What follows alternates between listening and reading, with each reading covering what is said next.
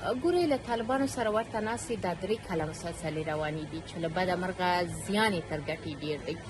نړۍ په دوحه کې له یوې وژونکې ډلې سره کېناسته او نتیجه یې په افغانستان کې د دیموکراسۍ په مرګ تمامه شوه او د ټولنې نیمایي قشر یې له ټولو بشري حقونو محروم کړ.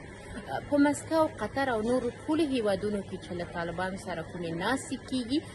ګټه یې مخامخ طالبان او په هغه وطن کې د افراطیت ترویج ته رسېږي. د سیمهیزې همکارۍ ابتکار ناسته طالبانو د خپلې ډلې د اقتصادي ځواکمنتیا او واک د دوام لپاره ډیزاین کړي او غواړي په فریب او چل د سیمې د هیوادونو څخه څه ناڅه باور خپل کړي تر څو له دوی سره په سیاسي او اقتصادي برخو کې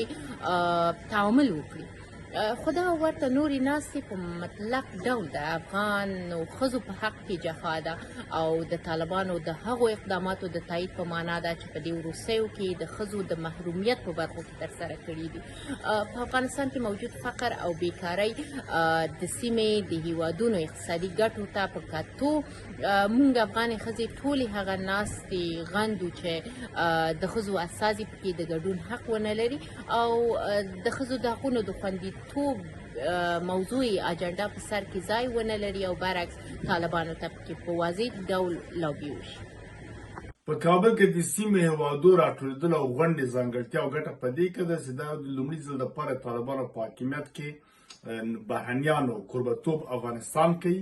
چې دا په خپله د دوی راتګ باعث دې کې چې نړۍ ته ښودل کېږي په افغانستان کې امن ده او توریزم نشته، بل غیر مستقیم ډیپلوماتیکې اړیکې هم څرګندوی ده او بل د مخکې د دوحې او د مسکو له غونډې څخه افغانستان پکې بحث کېږي. دلته ښه طالبان کولی شي او لابي وکړي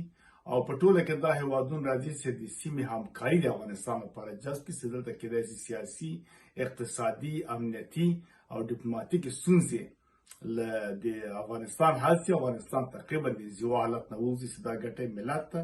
او افغانستان ته پریوزي. نشستهایی که برای حل مشکلات افغانستان دایر میشه لازم است وعده هایی که میشه به او وعده ها عمل کنه و نگرانی هایی که کشورها داره بر رفع نگرانی ها کار شود. اگر بر رفع نگرانی ها کار نشه این گونه نشست ها باز نمیتونه نتیجه مثبت برای افغانستان و آینده افغانستان داشته باشه.